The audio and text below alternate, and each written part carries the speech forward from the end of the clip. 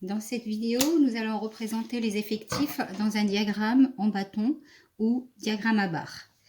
Donc ici, j'ai les notes du deuxième trimestre d'un élève de 5e, les notes et les effectifs. Les valeurs prises par les notes sont 10, 11, 12, 14, 15, 16.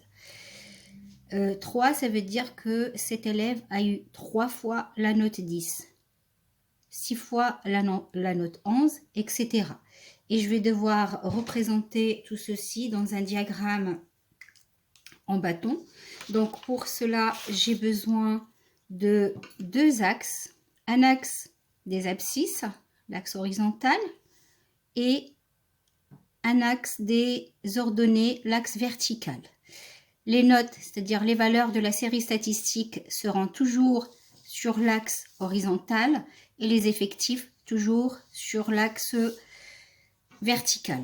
Donc, mais avant de faire ceci, il faut regarder l'effectif ici le plus grand. C'est 6.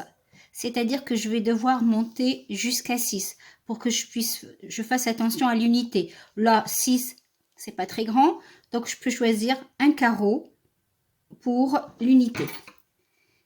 Donc, un carreau, c'est 1. Donc, axe des abscisses, l'axe horizontal, il y aura les notes.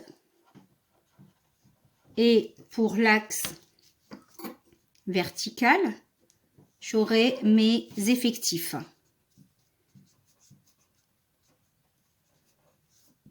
Donc là, 0, j'ai dit comme le plus grand effectif est 6, donc je peux utiliser, donc un carreau c'est 1, 2, 3, 4, 5, 6, c'est largement suffisant.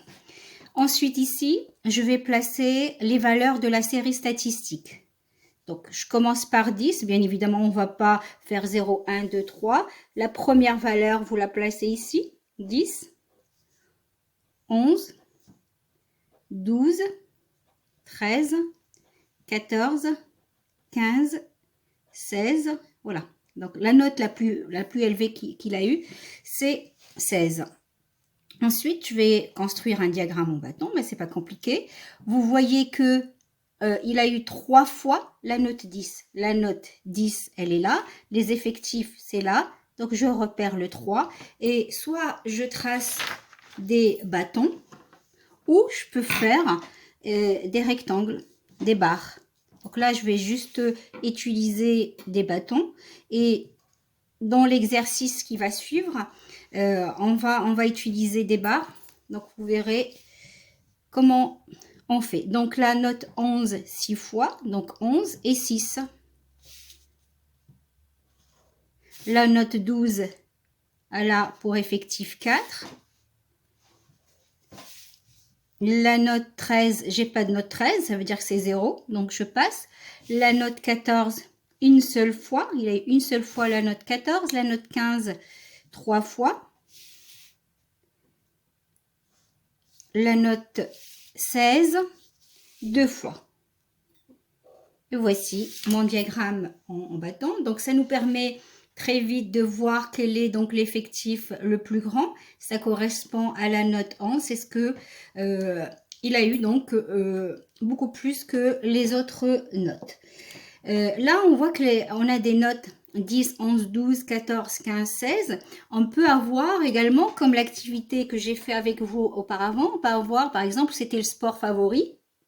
On avait foot, tennis, danse, handball. Et bien là, ici, au lieu de mettre 10, 11, 12, je vais mettre foot, handball, tennis, danse, etc.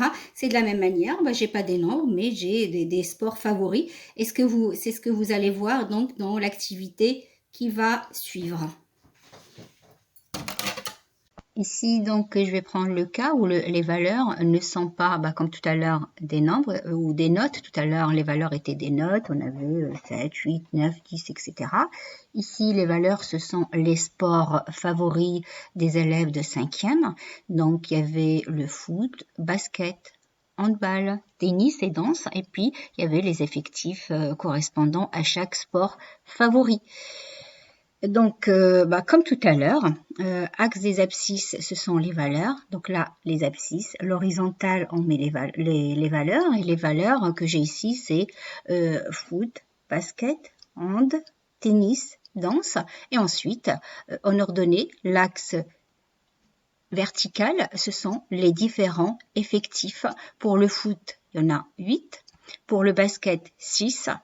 Le hand, il y en a 2. Tennis, 3 et danse 6. Donc c'est tout à fait le même principe, sauf que j'ai pas de notes, j'ai pas de nombres, mais j'ai plutôt des noms ou etc. Donc je mets ici ce qu'il y a dans les valeurs, les différentes valeurs, 1, 2, 3, 4, les 5 différentes valeurs, et puis après je mets les effectifs et je fais mon diagramme en bâton. Voilà pour cette séance.